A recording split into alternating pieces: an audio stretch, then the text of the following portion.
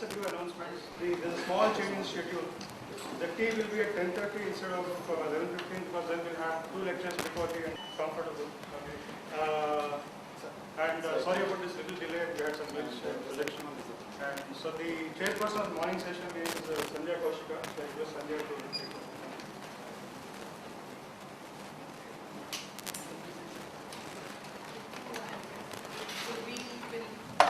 Started without much ado.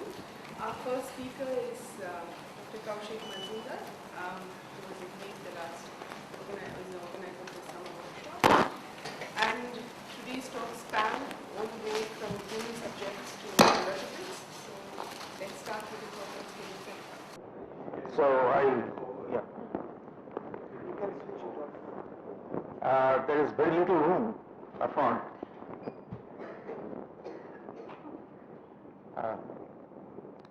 Sorry for the delay in setting up. Okay, so I'm going to talk from synchronization study in schizophrenia, but basically I'll be talking on phase synchronization. And why this study is important, because there is a very famous problem in cognitive neuroscience that is called binding problem. So binding problem basically studies different parts of the brain working together in order to make the percept of the whole. When we are resolving that into different features, for example, one person that his voice is coming, his face is being seen. To put them together as a single entity of one person, we need to put the tasks performed by different parts of the brain into one, and that is roughly the binding problem. So here we are, phase synchronization is one very convenient way to study the binding problem in quantitative. So this is one snapshot of the video synchronization. Actually, this type of snapshots will come as a video sequence later on. So here what we did, we have taken the 62 channel EEG of the whole head and divided into left and right hemisphere. And we have earmarked the channel by name, so that you don't need to see the location on a graph. You can just understand where the channels are. And then each of the square of the matrix actually in a color-coded manner shows the synchronization and level of synchronization.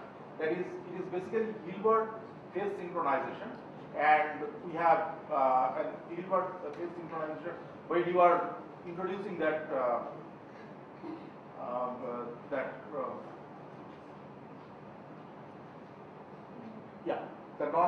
normalized Hilbert phase synchronization, which is measuring the entropy. It is 0 to 1 in a 0 to 1 scale. So you can see the synchronization, how in this particular snapshot it is appearing channel wise in the two different hemispheres. Next slide. So here we have considered that the Pairwise phase synchronization. Of course, these are different signals, not the EEG, but a different signal. Here you can see graphically the pairwise phase synchronization, that is between channel 1 and 2, 2 and 3, and 3 and 1. And on the bottom right panel, you see the average phase synchronization across all the 3 channel pairs. These we actually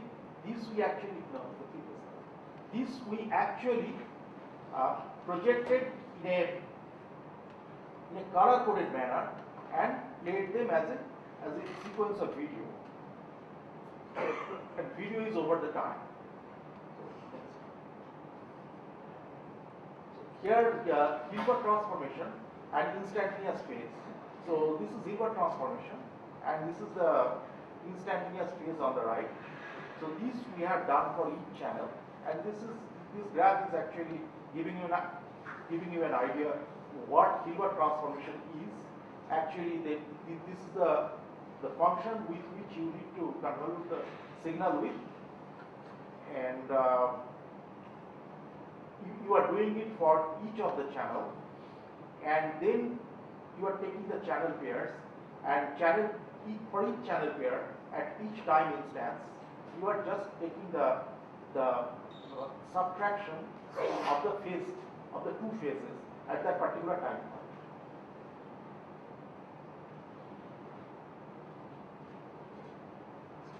So this is exactly what I told. Phi 1 2 is phi 1 is channel 1, the phase from channel 1. Phi 2 is phase from channel 2 at that particular instance t, and this phi 1 2 is the subtraction, and S12 WT is actually the window, because when you are taking the Hilbert transformation, you need to take it in a window. You just can't take it in on a single time point. So that's how we are determining the phase synchronization across the whole window. It is coming one time in the whole window. So this is the mathematical expression for that.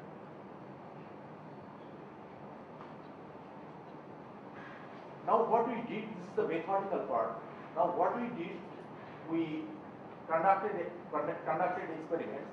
Experiment is a cross-modal task. So cross-modal task here is phase and voice. Okay. So our study is actually on the schizophrenia patients with schizophrenia. There we had 5 patients with schizophrenia and 5 normal control, and we actually interested to study the visual and auditory hallucination task. So here we what we did, we showed both the subjects, I mean, as patients with schizophrenia as well as normal control. We showed them male face and then played male voice. We showed them female face and played female voice. We showed them male face and played female voice. We showed them male face and played female face and played male voice. And in some cases, we just played no face, no voice. So how the subjects perform in these different tasks? That's what I mean. We tried to study, and it was a single trial study. Each of these modes had 250 trials.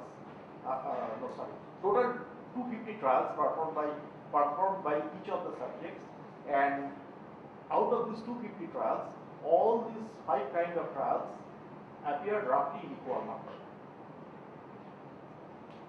So this is the schematic diagram of the stimulus presentation and then action. The subjects were asked to tap some button to indicate that what they are seeing. So and when there was no face, no voice, just I mean on the computer there was a fixation cross.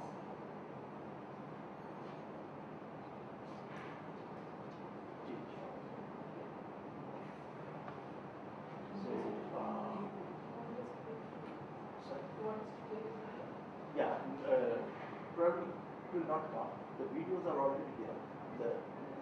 You minimize it and go to the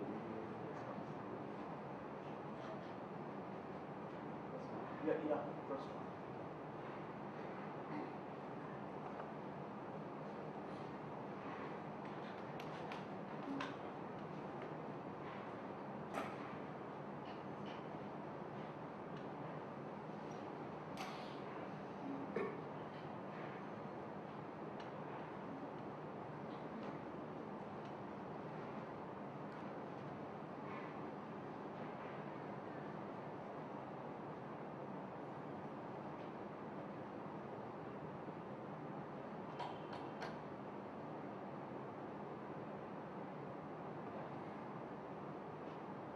Just notice how synchronization is changing.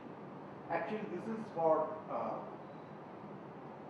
the entire duration of the trial.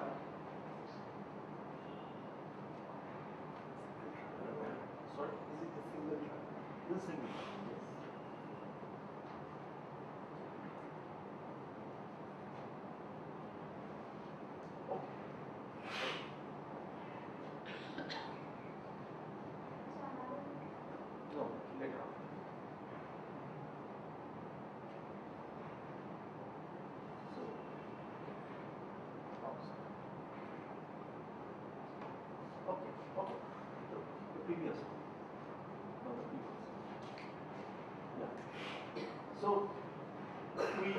for first 2060 milliseconds, there was just fixation cross. There was no face, no voice, no stimulus was presented. There was just fixation cross. And that at the time of presenting the fixation cross, sometimes you see the synchronization is going very high. Can you go back to the video?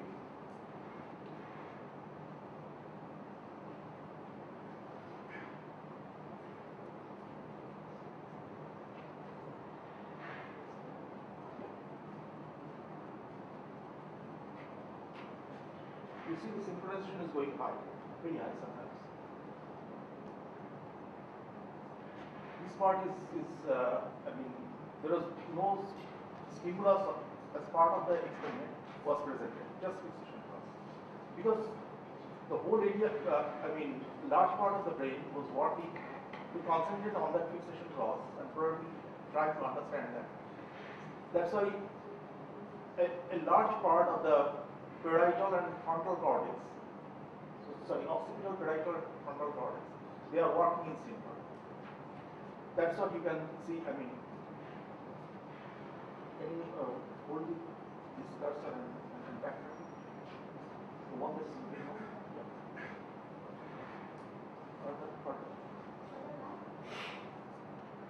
Yeah. Okay.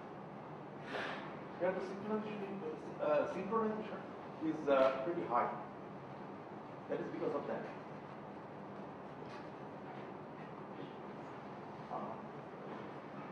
Just go to the other video.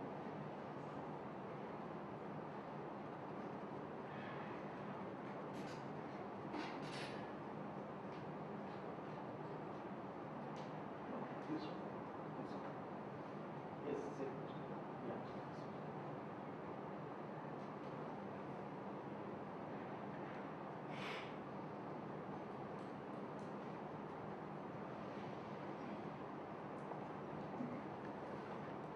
See that perhaps you notice that this is a video from schizophrenia patient.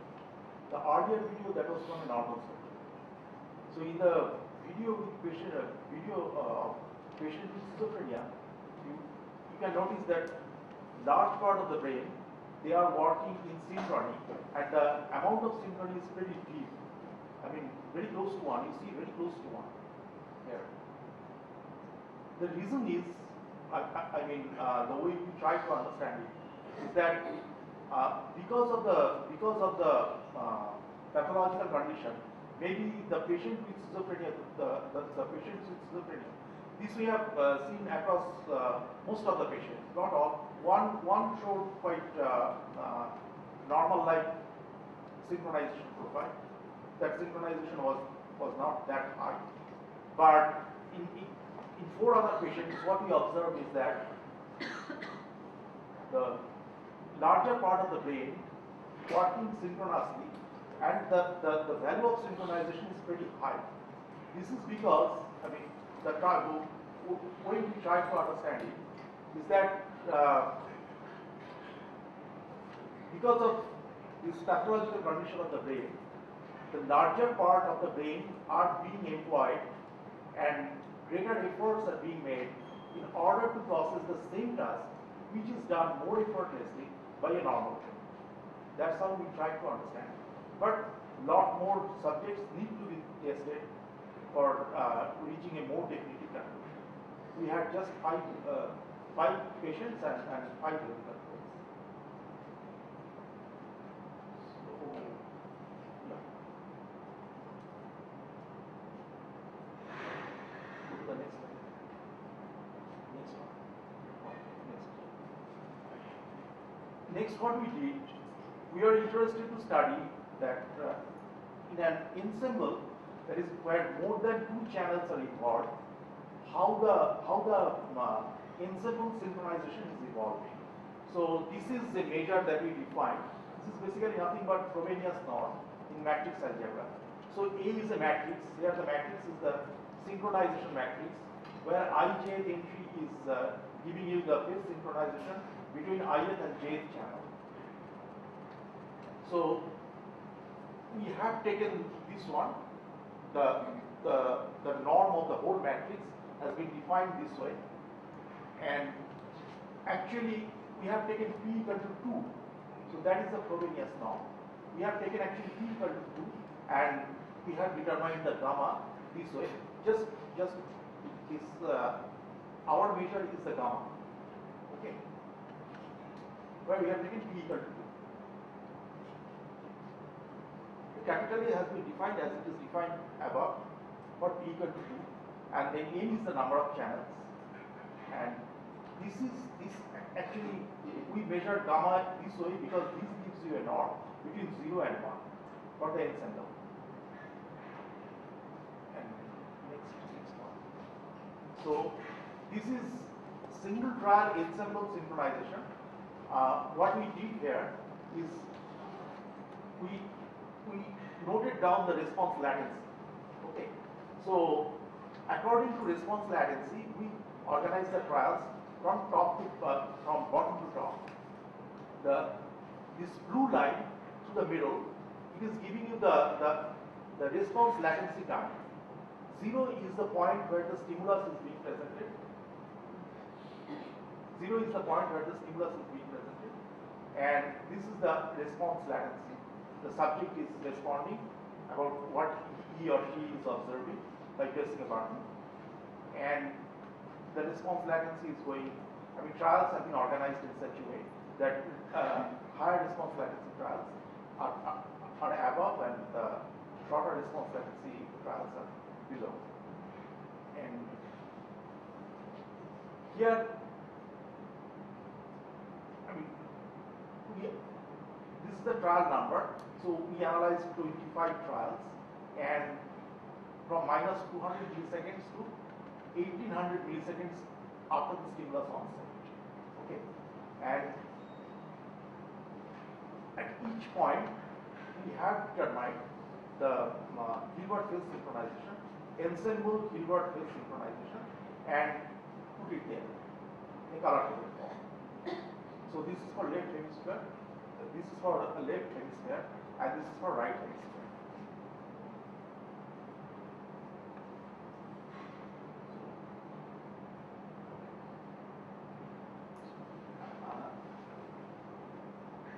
Here we have calculated the ensemble synchronization and just put it as a graph for left hemisphere and for right hemisphere. This is the blue one is for normal control, and the red one is for schizophrenia patients. Here also quantitatively you can see the schizophrenia patients synchronization level is slightly higher. And usually what you observe is that phase synchronization on the right hemisphere for both the normal controls and schizophrenia patients slightly more than the left hemisphere. That is because of right hemisphere actually predominantly process the visual input and left the auditory input. And when we are presented with both visual and auditory stimuli, our brain tends to concentrate more on the visual stimulus rather than on the auditory stimulus.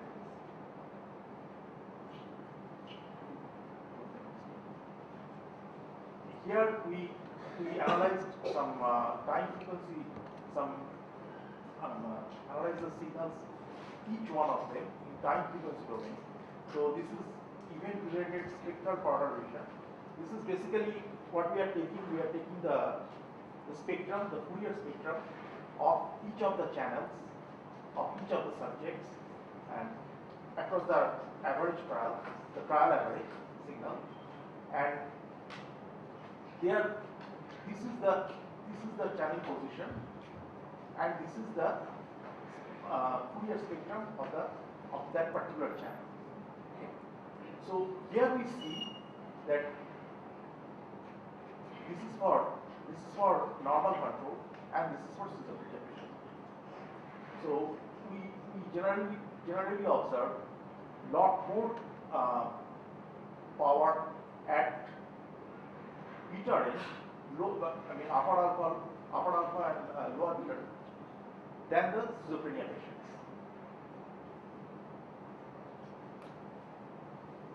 this we have observed across the whole population.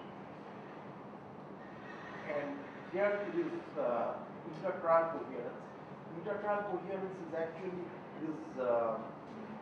there is a paper by Scott McCabe and Arnold Taylor in 2004. There they have defined it as for each trial they are can you open the video? That one. This one. So this is the intertrial coherence, where F is where FKT is the Fourier spectrum. This is the Fourier transformation associated with the kth frequency, and T is the time. Sorry, F is the frequency and K is the trial number. Sorry, F is the frequency and K is the trial number. Yeah. So this expression we calculated for each of the channels, and we got the intertrial coherence.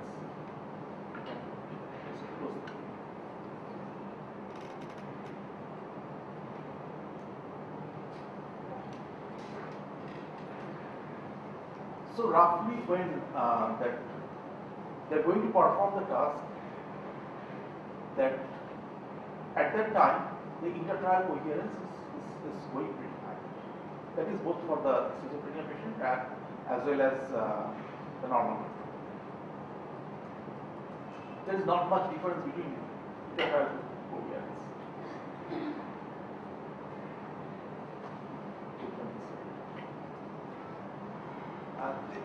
Actually, we had plenty of trials.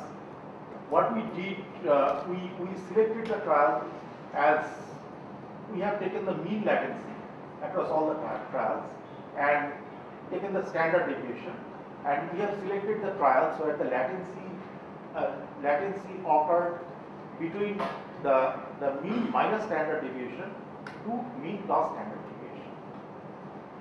The trial performed by each of the subjects that failed in this duration, we have only chosen those trials. The trials which fail outside that range, we didn't choose those trials, because our argument was that if it is too quick, then might be it's an arbitrary case. If it is too much delayed, maybe the subject was not sure what he or she has seen is just arbitrarily pressing the button. So those trials we eliminated, and we have taken only those trials which fell between the mean minus standard deviation plus the mean plus standard deviation. Congruent means when we are seeing the face and hearing the voice from the same gender, and incongruent trials are those which are where the face and voice they are from different gender, and neutral are those where there is no face, no voice.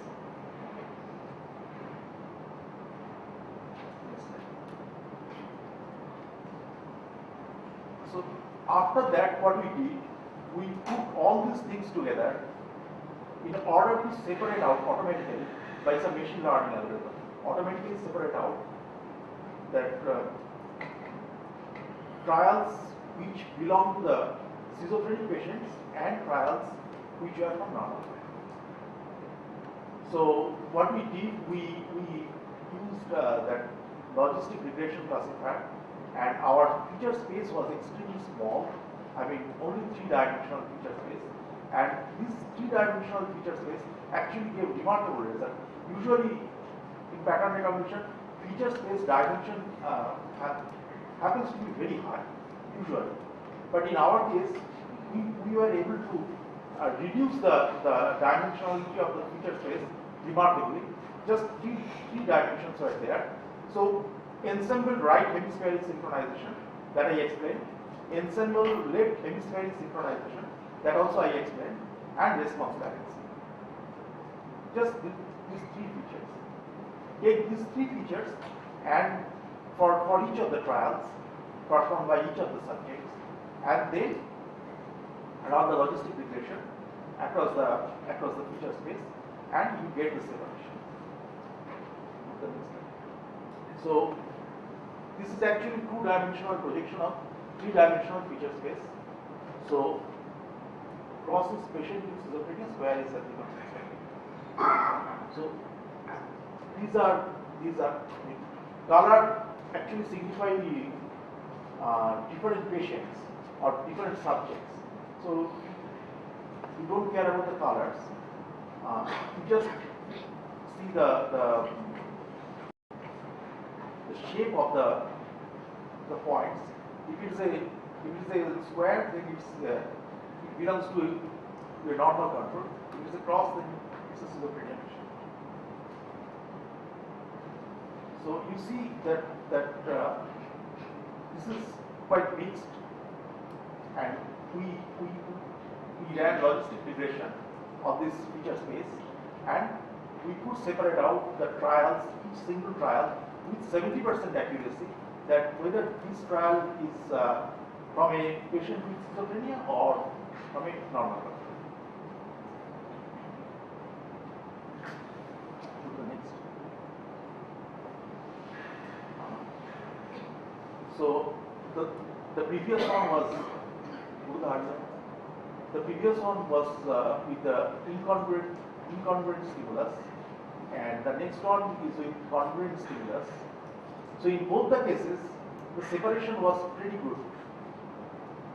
To the next one, that is neutral stimulus. You see that normal control and schizophrenia patients, their points are quite intermingled, high intermingled. So in this case, separation is very difficult. We came up with much lesser accuracy in this case. The next one. Yeah. So that is our result of accuracy. Single trial results, stimulus type, congruent, neutral, and training set accuracy. Actually, what we did, logistic regression is a kind of classifier whose parameters are to be fixed by running it on a class of training sets. Okay, and then once your parameters are fixed, you run it on the test case. So the intra-trial set we divided into 65%, 35% separation. 65% is the 65% trials that we used as training set, and then remaining 35% we used as test set, and on 65% we trained our classifier. Whatever parameter values that have been set, those were used to classify the remaining 35% of the trials. So, yeah. So this is the single trial level, and this is the subject level. So single trial means by logistic regression, we assign a probability score to each of the trial. If the probability score is greater than 0.5, then the trial has been classified as belonging to a schizophrenia patient, and if it is less than equal to 0.5, then it has been classified as a trial belonging to a normal control subject. And then from each subject, we have taken all the single trial probability scores and then averaged them across the trials. If that average happens to be 0.5 or more, more than 0.5, then that particular subject has been classified as a patient with schizophrenia. If that happens to be less than equal to 0.5, then that particular subject has been classified as a normal control. So here our accuracy is 0.5. And I just forgot to mention that the range in which we took our analysis is 30 to 40 Hz, because phase synchronization has to be within certain frequency band. And the narrower is the frequency band, the more accurate your result is. So we have specifically chosen the lower gamma range, 30 to 40 hertz.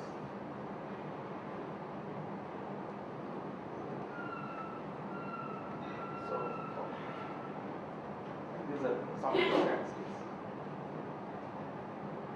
Anyway, the important one is the 0.9. I mean, for each subject level, with 0.9 probability, we could identify that the subject, whether the subject is schizophrenic or not.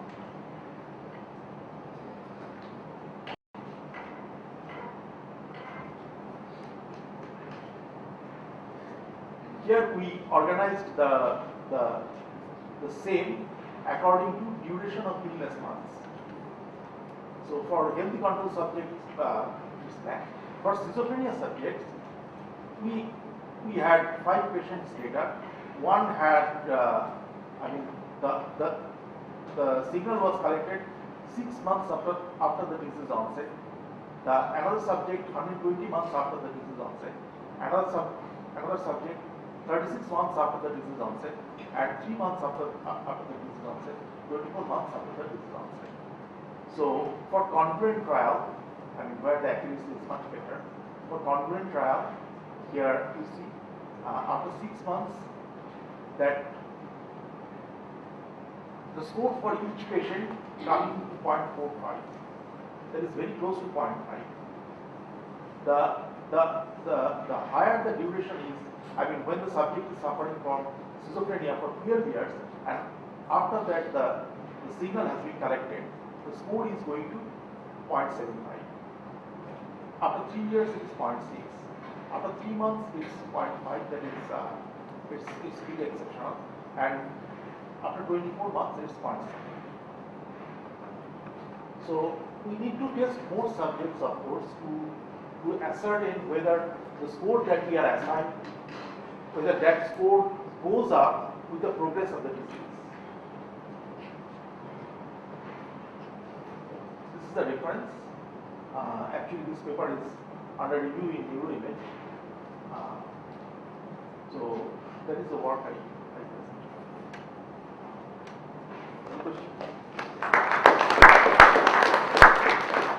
Time for a couple of quick questions.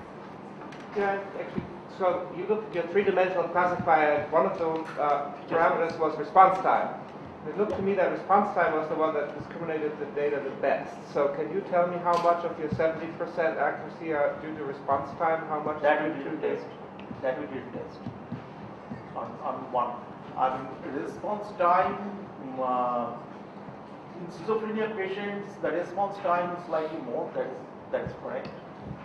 But it is not uniform. Some patients, their response time is actually better than the normal control. So when you are coming at single subject level, that you are getting 0.9 accuracy into response time, probably that assertion is not true. But you did not try either only response time or only the EG parameters for classification? That we didn't. Okay. Thank you for mentioning. Interesting.